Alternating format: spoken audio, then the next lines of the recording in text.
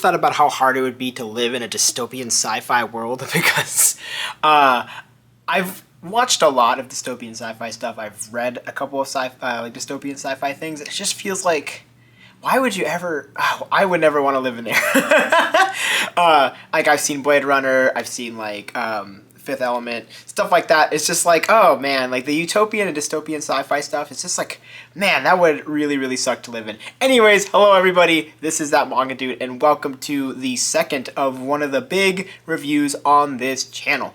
And we are doing a big series that I actually just read for the first time ever in 3 days, I think. I read all 6 volumes in 3 days. I took a look at the art book as well, and that is going to be the beautiful, lovely, wonderful series Akira from Katsuhiro Otomo. So, as you can see, I have the 35th anniversary edition. I will try to show off the box a little bit here and there. I'll be showing like what actually comes in it as we go through the video, but for the most part, you're going to be looking at these books. You're going to be looking at the art inside them, and we are going to be talking about everything. So please note that this is not a spoiler-free review. This is going to be going over everything that goes on in this series. So if you're looking for a spoiler-free review, this is not it. Don't do it. Don't watch this video unless you don't care about spoilers for Akira or you've already read the manga. Because yeah, I will be going into everything. I'll be going into the characters. I'll be going into the entire story. I'll be dissecting it. I'll be talking about the themes that I noticed specifically while reading through it, and making some comparisons here and there, and just like how kind of interesting it all came together. And then of course I'm going to be talking about the art, which is what I talk about the most. So there's going to be a lot of talking about the art, but very specific things, but we'll get there when we get there. So let's talk about, as always, let's talk about these beautiful covers. So Akira Volume 1 has an absolutely gorgeous cover, as well as 2 through 6. So I'll be showing them here and there, but I'm just going to talk about 1 and 2 specifically. Mostly because like the designs are very similar across all of them. Like they're going to have a colored painting here. They're going to have the really cool like blocky text up here in English, which is really cool. And then just like kind of like the interesting like design choices that they made. So overall, this is an absolutely gorgeous release. I'm not usually the biggest fan of hardcover stuff. I've mentioned this a lot. I don't usually buy hardcover stuff unless I have to.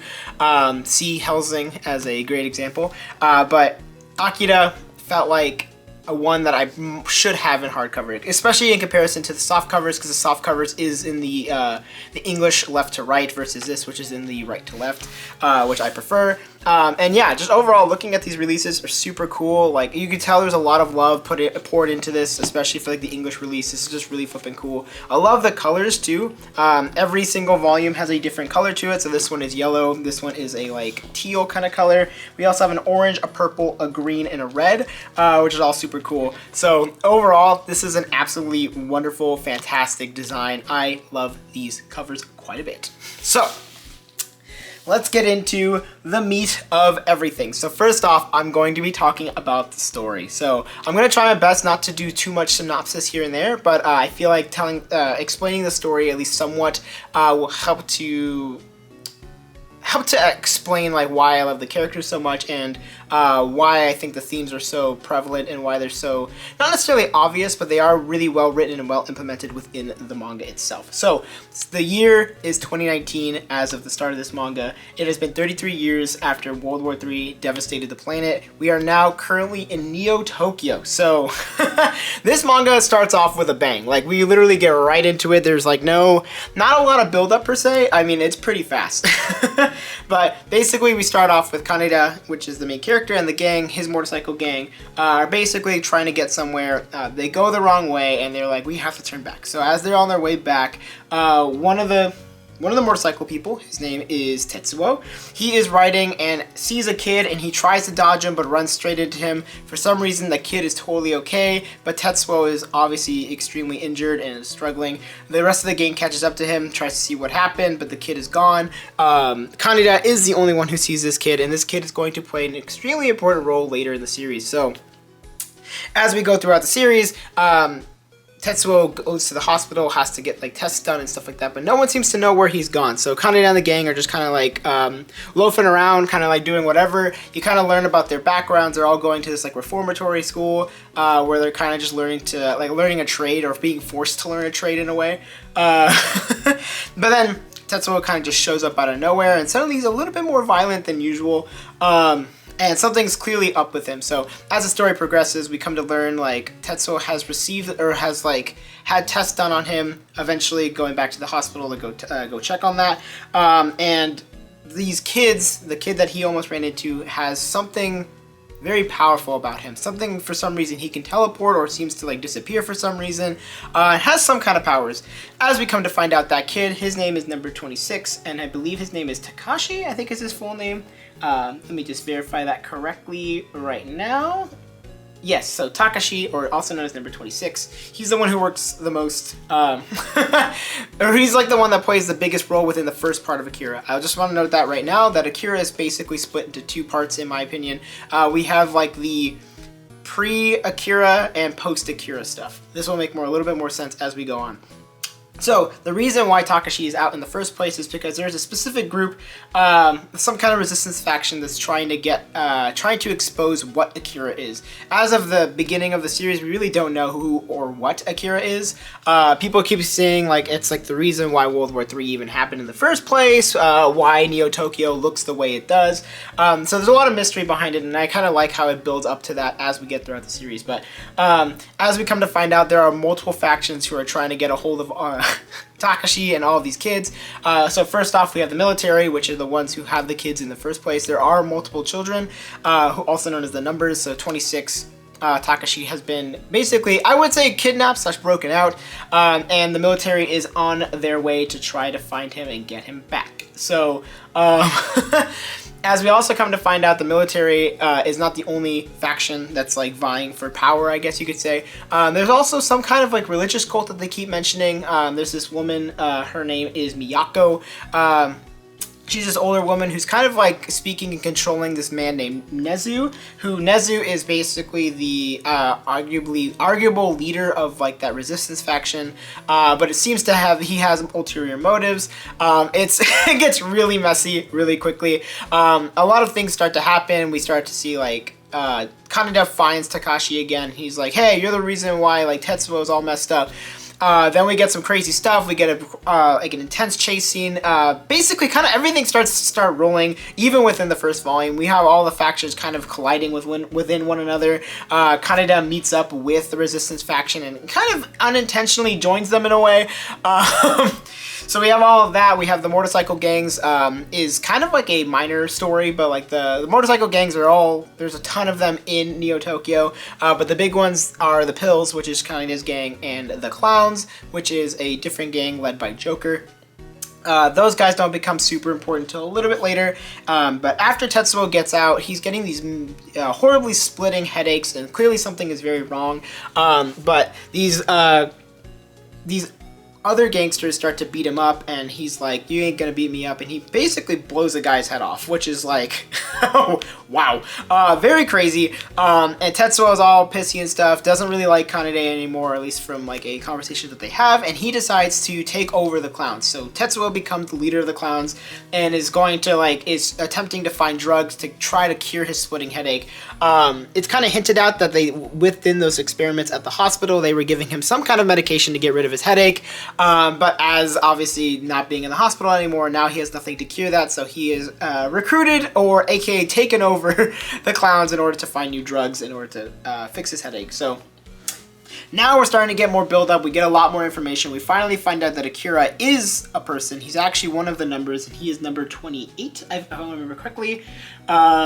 So yeah, Akira is number 28, and he is currently locked in this like kind of like cryo chamber below the Tokyo Olympic Stadium, which it's important to note, that's just something that they hint at, that there's like, oh, the Tokyo Olympics are coming in 2020, which I think is kind of crazy how parallel that is with our real lives, because we actually were supposed to have, obviously, the Tokyo 2020 Olympics, and it didn't happen because of a goofy little thing. you know, I'm not going to mention it because I don't want to get demonetized, but if you should know if you're living in this century. Anyways, Tokyo 2020 Olympics. So under the Olympic Stadium, the military's built a secret base in order to house Akira and this cryo chamber. Now we start to learn that because Tetsuo now has like the same kind of powers as the numbers, he's able to kind of semi-telecommunicate / feel a connection between them. He has been labeled as number 41 by the military, and Tetsuo does not like that. He is like, my name is Tetsuo, stop calling me a number. So all this starts to roll around. We're starting to get battles between the military and like the religious faction and the gangs, really, funny enough, and like just like kind of everything up to a certain point. The military's leaders, aka like the board, are like, you guys gotta stop effing around. You know, we're gonna pull your ranks because it seems like you guys are fumbling and doing nothing. You're missing the kids still. What is going on? So the military decides to pull a coup. The leader of the military, the colonel, is the one who calls for it, and then we get this like a mix between like the military and then the coup military, and it just gets really messy. People are fighting everywhere. They're just kind of just destroying Neo Tokyo across the board. Like there are parts where like houses are getting destroyed for no reason. It comes to the themes, which I will be explaining later. So everything kind of really comes to a head after Kaneda and Tetsuo finally have like a kind of like a face-off in a way, where Kaneda is like, Tetsuo, we're tired of your stuff. You're kind of killing people for no reason. You seem to have something wrong. Let us try to help you. So it becomes a major battle between the pills and the clowns, and it is like such a fun and exciting fight. Like that entire, like there's a lot of crazy chase scenes, a lot of crazy movement that goes on, but it kind of culminates in the death of one of the pills. So Kaneda has finally decided, like, it's over for you, Tetsuo. You're not going to live. You have killed one of my best friends. So as we keep going, we're getting a lot of just like mess, like I mentioned before. Now we're starting, like, Tetsuo is like clearly off his rocker, and something is very, very, very, very wrong. Kaneda and now is teamed up officially with the resistance faction. He is teamed up with this woman named Kei, and they are now officially trying to break in to the facility to find out where Tetsuo went, because essentially, Tetsuo is going after and trying to find Akira because he like has like this reading. Oh, like I know who Akira is now. Like I know where he is. So Tetsuo is now attempting to break Akira out of this cryo chamber. So Kaneda and Kei find this out, and they decide to go into the sewers in an attempt to get into the military base, which is what this cover is. Yeah, a lot of really intense fighting, a lot of really like crazy fights across the board. We have a lot of people just start kind of dying, but no one's super important just yet. Yamagata was probably the biggest one, but he's one of the motorcycle gangs, so that kind of already happened. So Tetsuo manages to get Akira out, and weirdly enough, Akira is a young boy, and everyone's kind of like, wait, what? Why is he a young boy? He's very quiet, doesn't really say anything, and Tetsuo eventually just takes Akira and escapes. And this causes a huge problem. This is when suddenly everybody is like fighting one another again. Now everyone's trying to get a hold of Akira because I think it's important to note that the military and also the religious cult know how powerful Akira is. We don't really know why the cult knows that just yet. We'll come to find out that Chiyako is actually one of the original numbers. She's number 19, so she's before like the 20s. So she's before the ones who are still alive and doing things. But now she runs this cult in an attempt to kind of like stop or kind of like mute out what Akira can do, because Akira clearly has a lot of power to the point where he started World War III on accident, or maybe on purpose, we don't really know. So a lot of battles go on, and we get to like a standstill where Akira and Tetsuo are together. We have Kaneda and Kei together as well. The military is like, we need to like kill Akira at this point because there's no point of keeping him alive. Because he can destroy the world. That's what they keep saying. Oh, he can destroy the entire world. He can destroy this, blah, blah, blah. So some fights are going on, and one of the young boys, or one of the young numbers, Takashi, he gets shot and killed. And this is what is like kind of like the big event that causes the second part of Akira. So as I mentioned earlier, the psychic kids, also known as the numbers, are all somehow connected. So there are two other children as well who are kind of like there watching this all unfold. They're part of the other numbers who are still within the military. But after Takashi dies, there's like just a massive like headache that they all have, and they're all connected. So clearly they lose someone that's important to them. And Akira basically goes kaboom.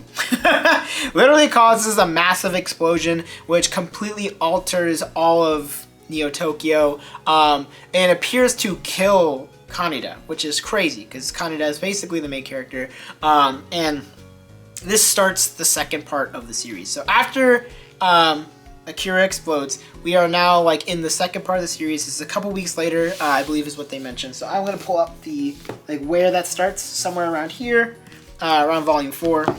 So everything is basically destroyed. There's a lot of water everywhere. Like there's a lot of just destroyed buildings. It's clearly a lot of debris. Tokyo is nowhere near the same as to what it was before. And now there are two major factions. The military has basically been dissipated, almost completely gone at this point. And there are two major groups. So there's the Great Tokyo Empire, which is led by Tetsuo and Akira. Basically, kind of like a ruffian group. They're very much controlling of everything. They're kind of putting drugs into all the food, so all the people are, in a sense, controlled by Tetsuo and Akira. And then there's the other group, which is allegedly the religious cult, which is Miyako, and the other two living numbers, whose names are specifically Masaru and Kyoko. So, these two major factions don't really communicate or speak with one another. They're kind of split for the most part. Like they don't really communicate with one another, but there is definitely a standstill, kind of like a ceasefire between the two of them, I would say is like the best way to put it. But definitely there's some rumblings going on with Akira and Tetsuo's side that they really want to just take over all of Tokyo so that they can expand the Great Tokyo Empire. And then this is where it gets kind of wild, because basically all the remnants of all of the the big pieces, all of the main characters, so the resistance faction leaders like Kei and Ryu, who I haven't mentioned yet, but he's not super important per se, as well as the Colonel, they're kind of doing their own thing within this aftermath. So Kei finally meets Miyako for the first time, has a discussion that they need to get Akira to Miyako in order to attempt to save the world, because if Akira and Tetsuo stay with each other, it's going to cause a lot of problems. So as we move in, we learn a lot of stuff about what actually happened, how these kids even came to be, where these numbers came from. But we learned that in the 1960s they had scientists were working on something called the Project, not really described as to what it was exactly, but by the 1970s they started to have people brought in, and this is where it gets really effed up, and I was like, wow, I can see what they're talking about and what one of the major themes is. But basically in the 1970s they bring people in, and they insert glass-like tubes with salt water into people's brains, and after that they are shocked. They are creating shock therapy, and using the shock therapy they are trying to create mutations in the brain, and with those mutations they insert them into the DNA of these people in order to see what happens, which then creates the psychic children, also known as the numbers. So it's pretty effed up, to say the least. I can see why a lot of them are not necessarily the happiest people, and why Akira seems to be kind of quiet the entire time, but that also leads into something else that I'm going to be talking about later. So eventually the people under Akira and Tetsuo are tired of just doing nothing, so one of the coordinators, I don't think he has a name, he's the guy in the suit. He kind of looks like Kuwabara, or Kuwabara kind of looks like him, but that guy is basically let's go do a siege on Miyako's temple, let's take it over, let's get those numbers, and let's kill everybody so we can expand our empire. So they have all this, there's a massive battle between the two of them, some really crazy and intense fighting between the two, and as this is all happening, one of the numbers I believe it's Akira, or it's either Akira or Tetsuo, but someone does something that causes another explosion, and Kaneda is suddenly back. And everyone's like, how did Kaneda survive? How is he back? This is really confusing, which is something that's a little bit somewhat explained and somewhat not. You kind of have to infer as to what was going on, but all this battle's coming up. We start to get the Americans, funny enough, and various other like Europeans and other scientists are now kind of like not necessarily sieging, but they're coming onto Neo Tokyo in order to capture Akira or to learn more about Akira. They have named it the Juvenile A Project, and it has its own ballpark of things, but basically they're just trying to figure out what is going on, and in order to, of course, push their military prowess because America. Eventually, we get more explanations about these events. So these events, as they call them, are the explosions that happen. These various events are basically, they've attributed them to being the Big Bang in a nutshell. So every time there's one of those like massive explosions, especially from Akira, it creates a mini Big Bang. Suddenly, so either there is massive destruction or massive rebirth. So as we also come to find out, a lot of them, there were actually more numbers as to what they hinted at. Tetsuo is number 41, but most of the 30s are either dead or missing. They don't know where they are, and it's pretty bad. But as we get to the final phase, the final section, the final part of this series, which is Volume 6, I'll pull that out right now. This is where we have the final stand against the major players of this series. Kind of everyone is back. It's kind of like Smash Bros. Ultimate. Everyone is returned in order to kind of like impact this final ending. Tetsuo has basically reached a point of no return. He is starting to, how do I explain it, become kind of like this weird organicness where he can kind of fuse with where he is and control it. We see this within, he actually teleports to the aircraft carrier and basically kind of takes it over in order to destroy parts of it, to kind of crush it. So he's starting to like become kind of like an organic energy, but this is also taking a toll on his body, and he starts to kind of morph into this like really nasty kind of blob, and eventually starts to resemble a fetus, which is something I'm going to explain a little bit later. And basically everyone is now attempting to stop Tetsuo from destroying the Earth, because clearly something is going to happen and it's going to be really, really bad. So everyone's fighting for it. Tetsuo basically asks for like a final breath of help. He asks for help from Kaneda. Kaneda starts seeing some stuff because, well, he starts seeing some stuff. And eventually the series ends with Tetsuo and Akira exploding at the same time. Tetsuo explodes first and is basically going to be doing his own event explosion, but Akira kind of like has like this weird shining moment, to say the least, where he does his own explosion and kind of absorbs them together, and the explosions kind of both end, and the fighting is over, everything is cleared, but Akira, Tetsuo, and the children are now officially gone. So at the end of the day, a lot of stuff happens in Akira. This story is absolutely wild. There is something to mention that at the end of the series, we have an interesting moment where Kaneda and Kei are now like defending the Great Tokyo Empire and stating like Akira is not dead. Akira is still with us all.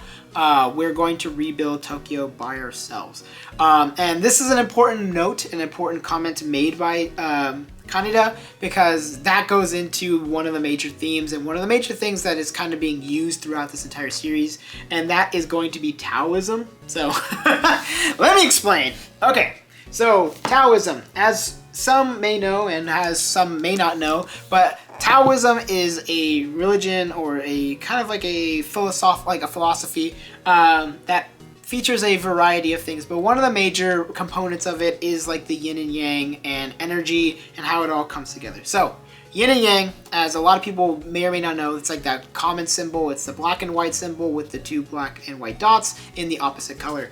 So the yin yang is something that's extremely important to Akira specifically. So Akira is kind of like supposed to be the yin. So he's supposed to be the all good, all perfect, like completely harmonious with nature, and then the yang is supposed to be Tetsuo. Tetsuo is like supposed to be the evil incarnate, and why he's like, you know, terrible throughout the entire series. But it's important to note that within all good and all bad, there's going to be a little bit of bad in the good and a little bit of good in the bad. So as we have read through the series, as you read through the series, Akira specifically is has something going on. There seems to be an ulterior motive whenever he does speak. He doesn't speak that often, but he kind of gets Tetsuo to do these things, to do some pretty crazy stuff. I didn't mention it during the story synopsis, but it's important to note that there is a point where Tetsuo and Akira are kind of talking to each other telepathically. They don't really say anything. Like, there are a couple of speech bubbles,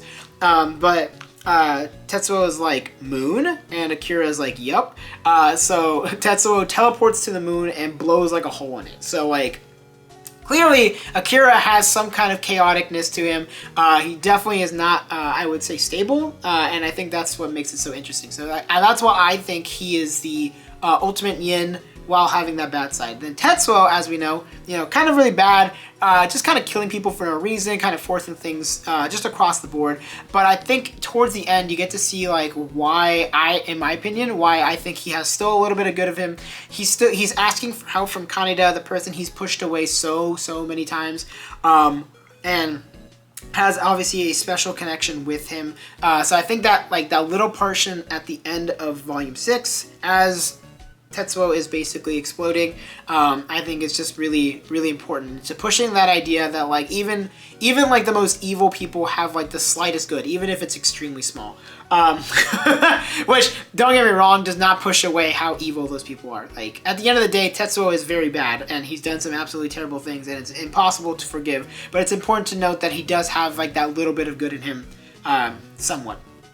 Now, talking about some of the other themes as well, we have like the danger of dysfunctional government and military. This is so prevalent throughout the entire series, but specifically with the Japanese government at the beginning of the series and the American government at the end of the series. Japanese government obviously, forcing a military coup, kind of just doing whatever they want, and they're like, oh, oops, we destroyed a house, we'll fix that later. And it's like, they're not going to. So I think it's like a great example, specifically when the manga is showing just how far the military is willing to go in order to complete one of their objectives, one of their tasks, and completely ignoring the damage that it will cause across the board. This is also seen in the American part.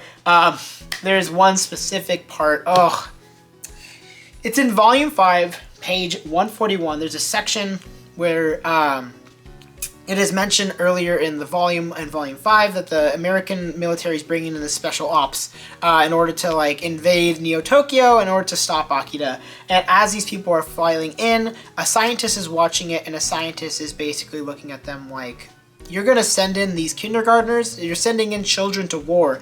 And the general basically says something along the lines of like, yes, duty for the country, like they're great soldiers, which is just, it's so on the nose, just in general, about especially like very ballistic or very focused or military focused governments like the US.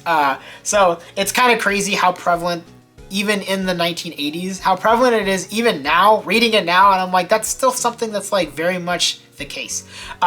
Whether they like to admit it or not, they probably will never, but it's important to note that that's definitely like a view that the military has, where it's like, at the end of the day, these people are just going to war to fulfill our objectives, whether they are good or bad, whether those people die or not. It's just, I don't know, it's a lot. But that's why I really like the themes built up in Akira specifically. Now, as I also mentioned specifically with Akira and Tetsuo, like I mentioned with the yin and yang, another part of Taoism that's really important to it is that the belief that everything comes from the Tao. So everything begins with the Tao and everything ends with the Tao. So as we go throughout the series, Tetsuo is gaining more and more power. He's becoming basically super powerful to the point where he reaches a point where like the energy and power is too strong. So he starts to revert back to that fetus, like I mentioned, that fetus-like thing that he turns into. And I think that's important to note that that's like an interesting parallel to Taoism specifically, because it's like, oh, he's gone from, he already was born as a child, and now he's kind of reverting back to a child / fetus. He's reverting back to what he was, and it's just, wow, I don't know. After researching Taoism, it's like kind of interesting to see just how parallel it is. as we're going into, and as I mentioned, like he eventually explodes, which if you go by the Big Bang, which this series does, the Big Bang is the start of everything, and I guess will be the end of everything, which is why Tetsuo explodes at the end, because he is basically reverting back to what the Big Bang was at the beginning, which is also why Akira does the exact same thing.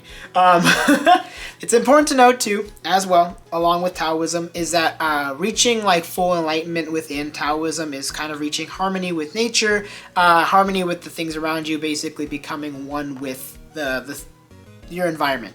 So that's the reason why Akira really never says anything, because he, in my opinion, has reached full harmony. He has reached full strength with the energy and power, so he no longer has a personality because he is one with the environment. That's the reason why he doesn't really say much, but at the end of the day, he eventually reverts back to his like friendship and kind of understanding of where he is in life, as seen in like one of the very few last panels, where he is like met up with the children that he used to be friends with, so 25, 26, and 27, and kind of has like his moment like, we need to save the world, like it's time for us to go and revert back to what we were before. So it's a really touching moment, and it's something you can, I would argue, you can completely miss in terms of like what they're trying to get at, but it's really cool. I think the themes overall in Akira are just really well done. It's just a fantastic series in terms of its storytelling.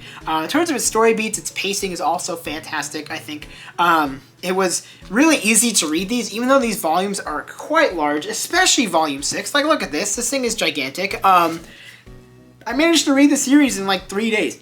And that's with doing like major research, doing some crazy notes, doing a lot of research on the series itself, doing research on Taoism and stuff like that in between volumes. But I think overall Akira is a great read, specifically just for the story itself. It's built in such a fun way. The storytelling is really easy to keep track of, and I think it's easy for people to understand on a surface level, but as well as a deeper level as well. If you feel like researching and learning more about like what is going on, you can make these parallels for yourself. I'm not trying to say that I am technically right about any of the inferences or any of the things that I mentioned, but those are the themes that I caught on to, and like kind of the parallels that I made with Taoism. May or may not be true, but it just seems very, very coincidental if it isn't. But overall, I loved it so very much. And now let's talk about some of the characters. So there's a lot of characters that we could talk about here. I know I kind of mentioned a lot of them as I did my story beats, but let's talk about some of the main ones. So obviously Tetsuo, he's the main villain, I would argue. Also, maybe one of the main antagonists, I don't know, because I guess Akira is also one of the main antagonists. There's a lot of antagonists in this series, depending on whose point of view you're looking at, but Tetsuo, he's one of the gang's best motorcycle riders, an excitable teenager who has violent tendencies, as we've seen and as I've discussed, and he becomes just like overly crazy, and he's kind of like shows like what happens when a young person who doesn't have the right kind of environment to grow up in, what can happen if he's uncontrolled. And that's clear as to what happens. He becomes like super powerful, can blow up part of the moon, can just kind of kill people for no reason. So Tetsuo is a very interesting character. I think he's a character that you obviously don't want to root for, but it's kind of like interesting to watch where his character goes, because it's like you kind of understand why he's doing the things he does, but obviously it's clearly like maybe you shouldn't do that. I don't know how else to explain it. I think that's like the best way to kind of point out his character. But we also have Kaneda. He's like, I would argue, the protagonist of the series. He's the leader of the gang of motorcycle riders, also known as the Pills. I don't remember them ever mentioning that, but I did find that like they mentioned that like within a synopsis for the movie. So we're just gonna roll with that. If that's actually his motorcycle gang's name, I don't know for sure. But he's a competent leader. He's got huge confidence. He's kind of like the comedic part of this, because a lot of this is extremely serious, of course. There's a lot of serious moments that are broken up with Kaneda's kind of goofiness, aloofness, kind of just being a little silly. But overall, I really like his character. I think his character is extremely important to, like I mentioned, to kind of break up like how serious this series can be. I think it helps to bring like a kind of a lightness to some of these darker moments. And it's kind of important to have comedy in the dark times. I think that's like something nice that Kaneda brings to the story. He's great, he's athletic, he's cool, he's everything you'd want in a protagonist. Obviously, his biggest flaw, which is really cool to have a flaw, is that he has a massive ego. So he thinks he can kind of do anything, and that doesn't always work out. But overall, Kaneda is a fantastic main character. I think he's awesome. Now, I mentioned some of the other gang members. We have Yamagata. He's one of the gang. He's one of the taller guys. He's kind of important in the first part of the series, and he's kind of like I said, he's kind of like the crutch as to why Kaneda now has a death wish for Tetsuo, because Tetsuo ends up killing Yamagata. It's a really emotional moment. It really hits home. Not much else to say about Yamagata, but he's there. Going into other of the motorcycle gang characters, we have Kai. He's like, I'm gonna say probably the third most important motorcycle gang member after Tetsuo and Kaneda, because he actually shows up in the post Akira explosion.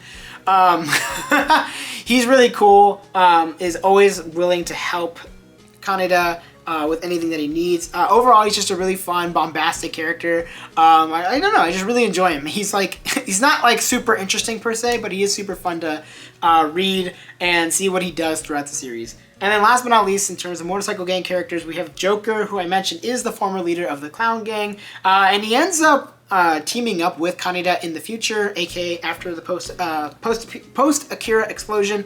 So he's really important in terms of where all these characters are going. He actually is the one that provides he's the one that provides Kaneda with the all-important super cool jacket in the future. So, super cool guy. I actually really like Joker, and I think the funniest thing about him is that his like makeup changes every time he's in a different scene. So sometimes he'll have like a tire track on his face, and other times he'll have clown makeup. I don't know, it's hilarious, and you gotta love it. So after that, in terms of some of the other factions I'm going to go into, so we have like, I think they're called the People's Party, but they're also called like the Guerrilla faction. They're also called like the Resistance. They have a variety of names. I don't really know which one is like their accurate name, but I'm just going to go through them anyway. So Kay, she is the female main lead. She's extremely important to the story. She works for the Resistance. She's straightforward and honest. She's very strong and clearly is following the agenda to a T, and she's really important. She's an awesome character. I love her a lot. She does have some awkward moments with Kaneda, which I'm neither here nor there on, but I think she plays an extremely important role, specifically because she kind of becomes like a catalyst. I don't know how to explain it, but basically she has the ability to kind of like be controlled by the numbers, and she's like able to use their powers in a way, as long as one of them is kind of like connected to her. She herself does not have psychic powers innately, but she can amplify somebody else's powers. So it's very strange. In one section, I would say is not necessarily super explained, other than she just has it. But Kay is awesome. I love her a lot. She's a great character. After that, we have Ryu. He's like one of the other important people in the Resistance.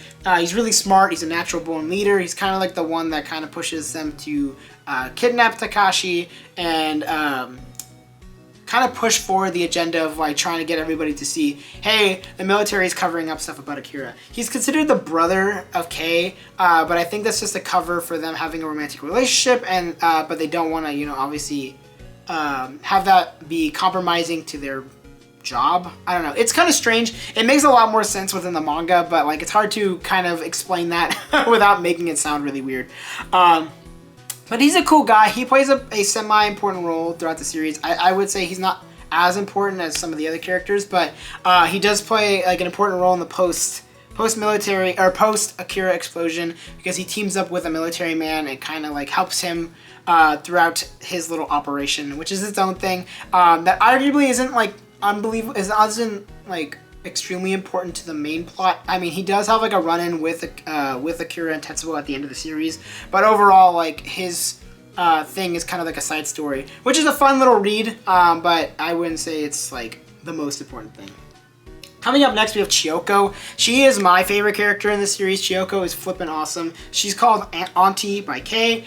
She is like this absolutely massive woman, and she's super powerful, super strong, super smart, super amazing, great with guns, completely just Bamf. I don't know how to explain it. She's like a decent medic, a good cook. Like, she can do everything, and she does so much in this story. She plays an extremely important role within the second part of the series in the post-Akira explosion. She has to go and save one of the numbers as they're transporting them to Miyako, and this has like a lot of really emotional and special moments with Kei, with Kaneda. I just love her a lot, and she's she's super awesome, to be fair.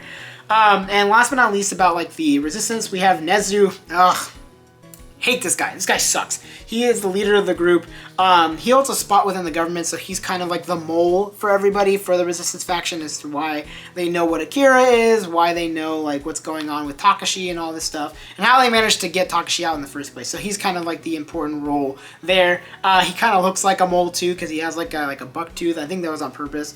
And yeah, he's kind of like a double agent for both, kind of like a triple agent really, because he's like an agent for the government, but he's also like a double agent for the resistance faction, but also like an agent for the religious cult led by Miyako. So it's a little messy, but yeah, he's currently trying to overthrow the government, allegedly, with Akira and Miyako, supposedly. Coming into the religious cult, or whatever you want to call them, Miyako is the leader. She's number 19, like I mentioned before. She has the ability to see the future, which they all technically do. All of the numbers do in some capacity, but only 2 of them for sure can, like, or 3 or 4 of them can officially use it or speak about it, at least in terms of like actually telling people about it. But Miyako is one of them, and she's awesome. I think she's really important to the story. She's the one that kind of gives like all of the monologues and explanations as to what's going on, helps the reader to kind of understand what is happening.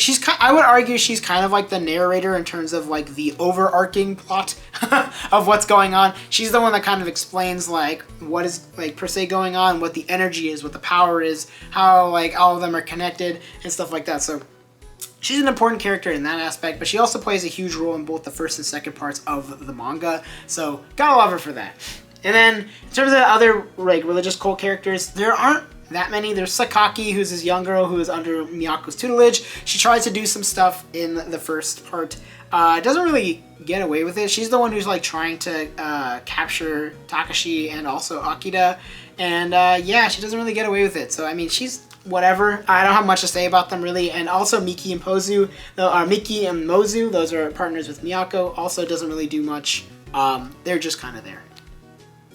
Coming into the small dudes is how I wrote them down, but they are the kids, also known as the numbers. So Takashi, I would argue, is one of the more important ones, although he only plays a major role in the first part, because he is known as number 26. He's the one that works the most with the colonel in terms of trying to capture Akira, eventually at least. And then at one point he is shot and killed by Nezu, because Nezu is a jealous bee and is trying to like, I don't know what he's trying to do basically, but because of Takashi's death, he is like, I would argue, the martyr for them to cause the Akira explosion that starts part 2. So it's a really emotional moment, and I actually really like Takashi. I think he was pretty cool, and he was the one that we get the most amount of context for, because he's with the main cast for the most amount of time, at least within the first part, so really liked him. Coming into the other ones, there is Masaru and Kyoko. Masaru is like this dude who's like in a small chair. He's number 27. Also has strong psychic powers. And he's kind of the one that leads the military back to Takashi and is helping them try to find Takashi. So overall, he's a pretty cool character as well. I don't have that much to say about him because I didn't really care about him too much. He kind of helps a lot in the part 2 with the post-Akira stuff. Post-Akira explosion, he's like the one who's like, he's one of the people who's trying to help get Akira under control in a way. And then Kyoko arguably is the more important of the two. Kyoko's number 25, and she's like bedridden, can't really move very much. She's usually asleep, but when she does wake up, she's like, I had a dream that blah, blah, blah, blah. And she can tell the future that way.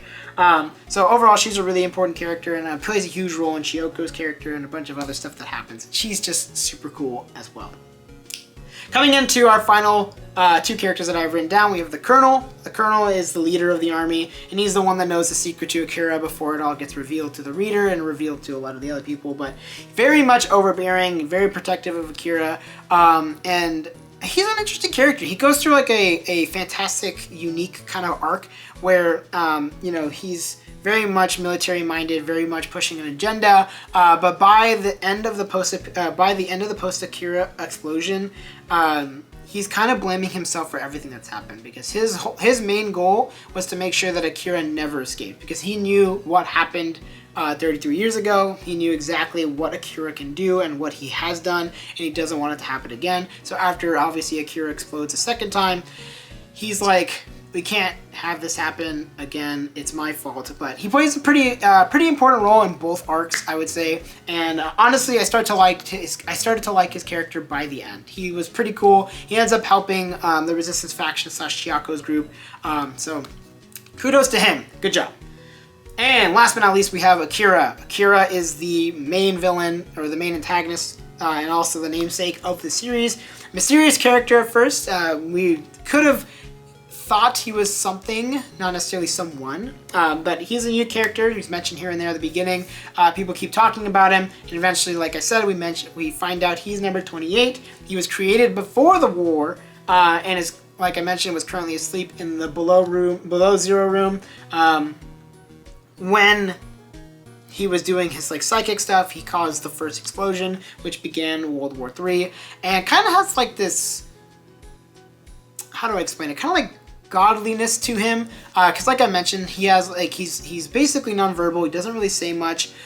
Seems to like be in connection with everyone in a way, but he's a young boy, so so I think the best way you could say it is like, yeah, he's like supposed to be kind of like a god-ish character, and very much a unique character, because like I said, he doesn't really technically do that much, but he's like seen as like this like otherworldly character by everyone and everything. Yet he doesn't really do as much as like Tetsuo or even some of the other characters like Kaneda and even some of the other numbers as well. So I think that's what's really interesting about Akira the character, specifically, is that, yeah, everyone gives him all this like praise, like, and all this kind of like fear and stuff like that. But even then, he's not even, I would say, the most threatening character per se, or at least in terms of like actual actions. Maybe in terms of like what he could do, but what he doesn't do. So take that as you will. Overall, the cast is amazing. I love this cast. I've been talking about it for the past 15 minutes, so yeah.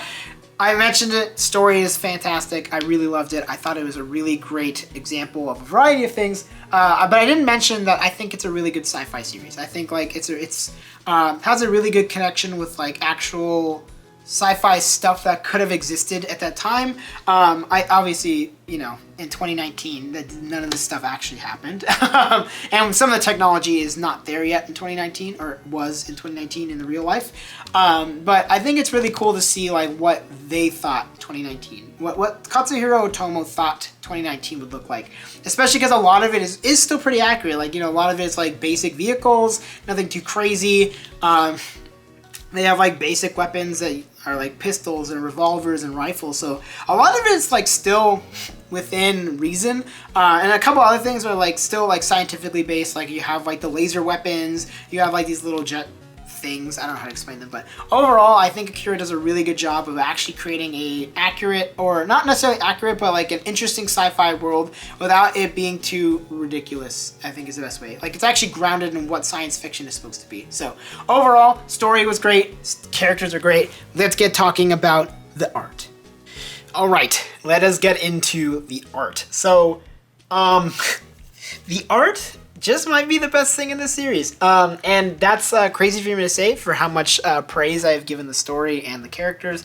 But, wow. Katsuhiro Otomo and his assistants, it's remarkable. So I'm going to go over two of the big parts that I thought were the best parts of the series, and then also point out some other sections in various volumes that I think were done remarkably. So first up, I'm going to talk about the backgrounds. The backgrounds are remarkable. I'm going to be pulling out each volume because, yeah, trying to find like scans of this stuff is hard. So you're going to have to look at what I have in my volume specifically. So let's start with volume 1, page 51. 51. I probably should have tabs in these, but it's more fun to just look at them. Okay, so this is one of the most important parts, or one of the big parts at first. So let's look at this like absolutely lovely beautiful background here. The sheer amount of destruction that he managed to draw in really helps to like explain and show just how much research he went into as well. Kind of putting it all together, really just nice perspective, really nice like positive and negative space. I love using like the screen tone to kind of help pop out this falling water tower or water tanker. I'm not really sure exactly what it's supposed to be, but I love like the destruction that's going on around here. You can tell there's a lot of carnage. It's really like it's just a lot to look at, but it's like so much fun and so interesting to kind of like check out everything individually. This is one of the pages that I was like really paused on, as well as the second part. It's kind of hard to see down here, but the special sound effects were also really cool, like plastered on the front. They kept most of them in Japanese, which is super cool, but this explosion is also really done really well. I like how the characters are also flying out into the foreground. We have some like really awesome glass breaking. You could tell that there's a lot of just like research, a lot of care that was put into these backgrounds. Going into volume 2, we have ourselves volume page 256 and 257. If you'd like to turn to those pages, please. This is one of like this background is so flipping cool. This is like just a giant skyline of Neo Tokyo. You can just tell there's a lot of care, like I mentioned already, but a lot of like thought put into where things are placed. I really like how we have like larger objects in the foreground. We have the smaller objects in the background. You can really tell like how deep this city is supposed to go. The depth is done extremely well. Something that I won't say like is uncommon, but it is really cool to see on such a large scale, especially for a double spread like this. An absolutely gorgeous background. Everything is really well built, really well understood. We have some great perspective because I feel like this perspective is very difficult, in my opinion at least, especially with how much detail and how much content is within this specific frame. This is done just absolutely remarkably well. And last but not least, we have ourselves from volume 3, pages 17 and 80. So first 17. Let's flip to that real quick. Okay. This one is amazing. This one is a lot more simple than some of the other ones, but I think the atmospheric perspective, just overall how this looks across the board, is remarkable. The way that it was built out, the way that it was designed, the perspective, the composition is done extremely well. The signs being different sizes to help you get an idea of where those signs are in terms of space is remarkable. The destruction from the car being pushed out as a foreground piece in comparison to the other car, which is a background piece, and seeing the texture differences between the two of them is really just a fantastic piece. This is a really simple frame, a really simple panel, like, to be completely honest, but I think it's just done extremely and extraordinarily well. Going into page 80, okay, this one. All right, this is absolutely gorgeous. This is a beautiful design. Obviously it's based off of something, but like seeing the line work in there, seeing like the different kind of like weight in terms of like the pencil weight and the pen weight. Some of the darker parts are helping to push out some of the lines and really creates this like beautiful look to it. It's gorgeous. But that's not even to mention like the lattice also and the pillars, the way they're lit. Everything is just done extremely well in this background. It's so good. All right, coming into the next part. So I would say backgrounds are one of the biggest parts, but paneling as well. There are a lot of really awesome paneling across the board, and some of them in interesting usage, I think. So let's start with page 136 in the first volume. If I remember correctly, I think I know which one this is. Yeah, okay. So remember how I was mentioning something along the lines of Kaneda is kind of used as like a comedic like lightning of the story. So a lot of crazy stuff has already happened within this particular part of the volume. This is volume 1, but I really like just like kind of how goofy this panel is. Like, first of all, we have like some characters walking. We already had the run-in between Kaneda and the military. So this panel, having the colonel be upside down was just really funny. And I was kind of laughing at this for probably longer than I should have, but it's just like really smart paneling in order to create kind of a lighter moment in terms of a dark time. And I think it really helps to like emphasize just like how intense them seeing each other. They're like, oh crap. So just really like the paneling there. Coming into page 284, 285. Oh, I think I know which one this is.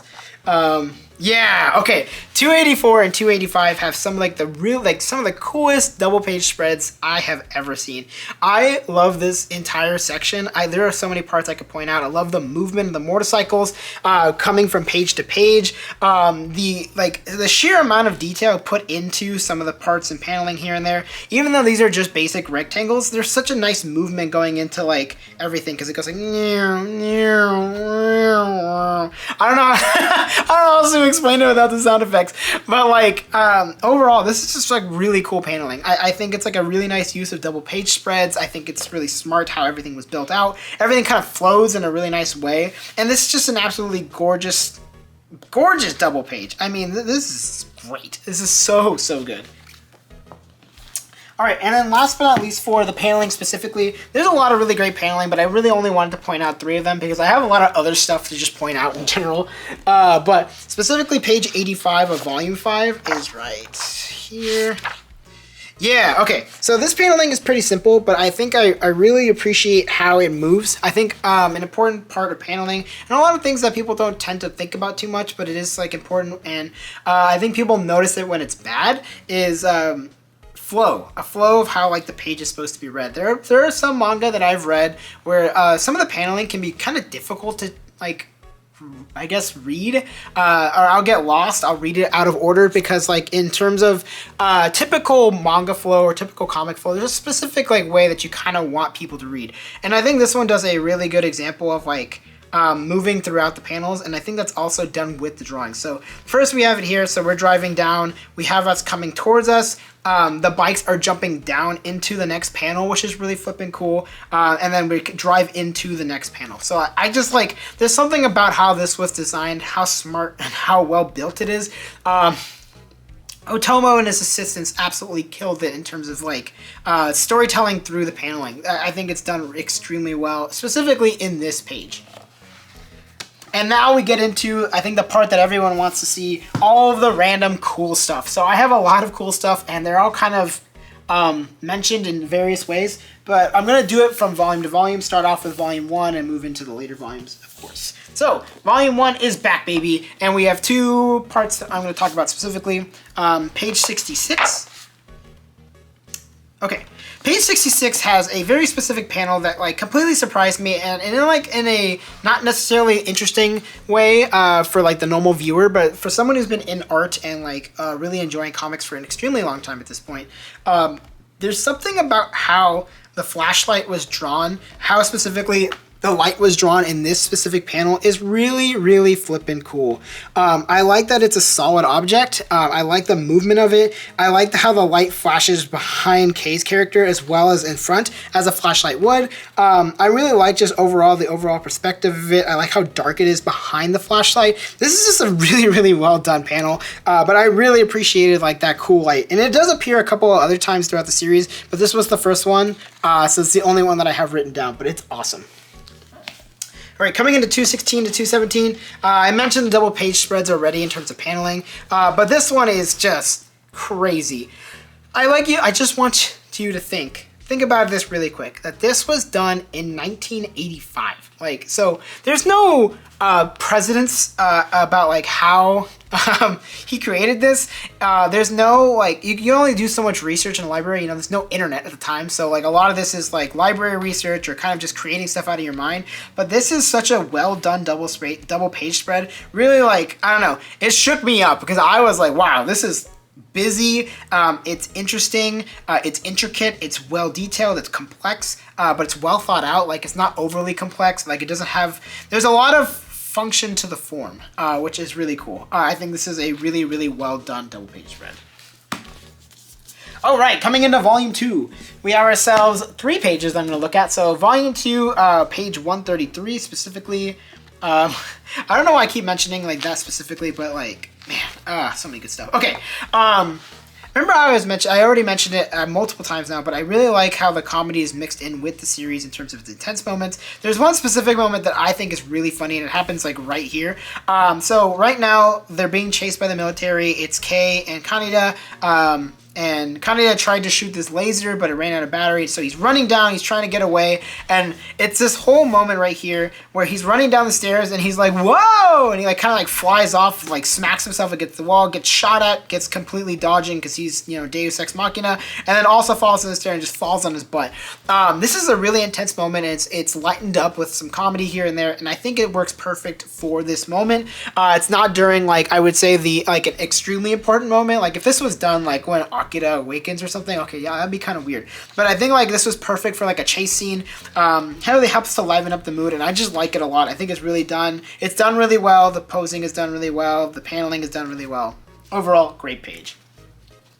Coming into 146. Okay, so I mentioned the crowd scenes. Okay, this is wild. Look at how many of these characters are actually fully drawn. Like, a lot of mangaka wouldn't even be willing to draw like some of these characters, even like full-bodied. I know a lot of them are missing their faces, but even to draw as much as he did, and obviously the assistants filling in, this is a remarkable crowd scene. I think it's like, it shows how busy the area is. It shows how like kind of chaotic it is as well. I think it's just extremely well done. Once again, fantastic paneling, really smart perspective just across the board. I think this is a very, very good panel.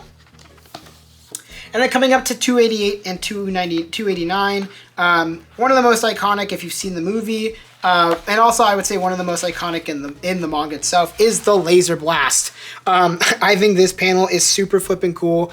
It just kind of shows you just the sheer amount of destruction that this laser is causing, and I think it just really looks, I don't know, it just looked really cool. I don't have much to say about this one other than like it just looks really cool. There's a reason why people remember it as like an important part of the anime and hopefully an important part of the manga.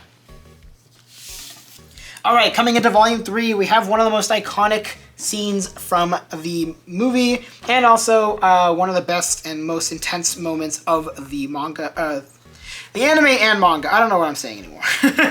All right, let's go to fifth. There it is. Okay, so this is the moment that everyone kind of remembers. It's the massive explosion. This is the explosion that Akira creates. It is a very well done moment, a very beautiful double page spread, and just an absolutely intense, crazy, like I mentioned, perspective. Like what is this? This is so well done. The intensity of the city, like the city skyline just across the board, how it all moves back, like what a busy page, and just absolutely perfectly well done, like wonderfully executed.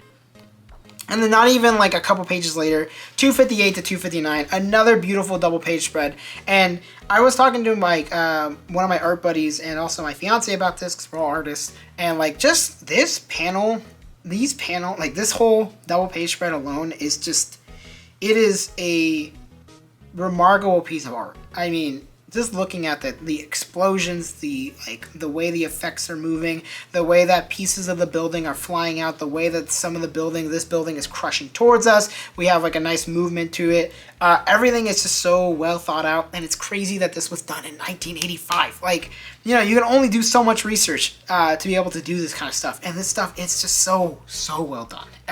I'm blown away, shocked. All right, coming into volume 4, I only have one page for this. This is page 48, and I mentioned it as placement. Okay, so the placement of this specifically, it's these two panels here. So it's supposed to be kind of like, I would say, a parallel. Some would say like an opposite. So Miyako is looking at this like figure kind of in the background, and we have our boy, the man, the myth, the legend, Tetsuo, standing behind the moon, or standing in front of the moon. I think it's a really good placement of this. Like, it's a nice, like, kind of juxtaposition, because, like, if this feels more like a sun, so, like, Miyako is supposed to be, like, the good here, and then, like, the moon, not necessarily that the moon is evil or anything, but, like, it's kind of, like, the opposite of her. I like where he's placed. I like that he's not placed in the center. Being placed in the center, being like any kind of like subject that's placed in the center is not necessarily a bad thing, but it does create a major focal point. I do like that it's just a little bit aligned, a little bit off, which, I don't know, it just makes it a more interesting piece to look at. All right, coming into volume 5.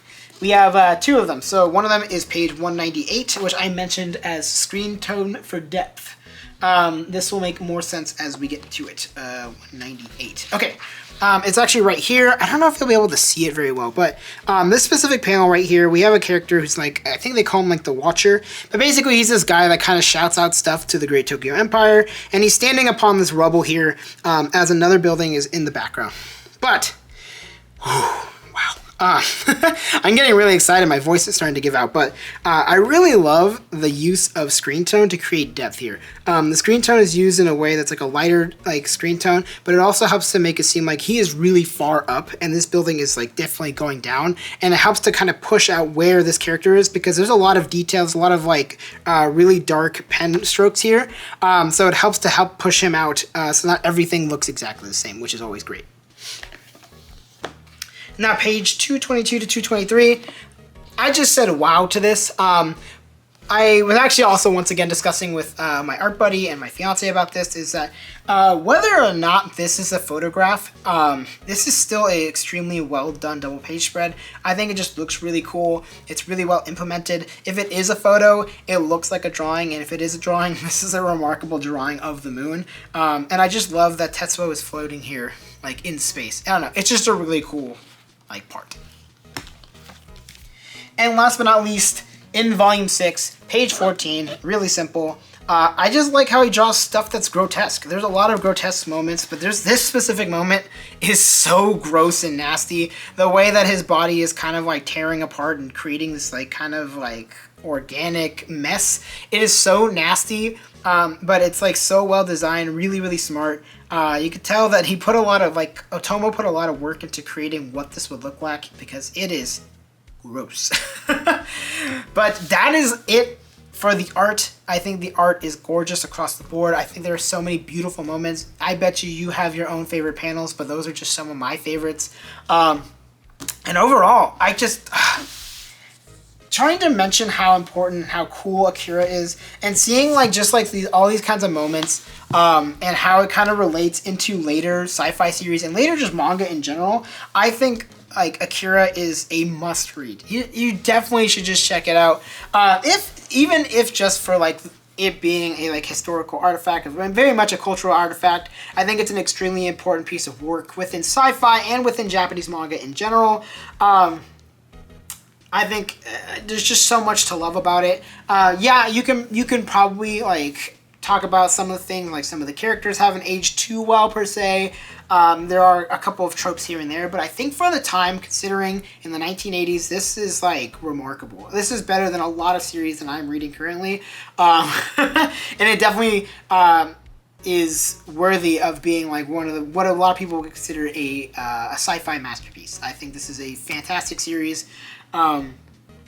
Yeah, it's just really good. And as a side note, I did rewatch the movie, and that's its own can of worms. I just want to let you know right now, if you have watched the movie, it is nowhere near the same as the manga. They are very, very different properties, I would say. I would say watching the movie is like its own thing, and comparing the two of them is arguably unfair, because I feel like Akira the manga goes into a lot more detail about a lot of things, but that's because it has the luxury to do that. A movie, only has so many hours that they could put in order to tell a story, and if they wanted to try to tell this story in 2.5 hours or 2 hours, it would have been absolutely terrible. So I think what they did was great. I think it was very enjoyable. I think it's still a little bit confusing. I think it's less confusing in the manga, but overall, the movie is also good. Whew! All right, we have done it. We are officially finished with the Akira review. Thank you so much for checking out this video. If you have watched it to the end, I am exhausted. My throat is currently very rugged and rough and toughen.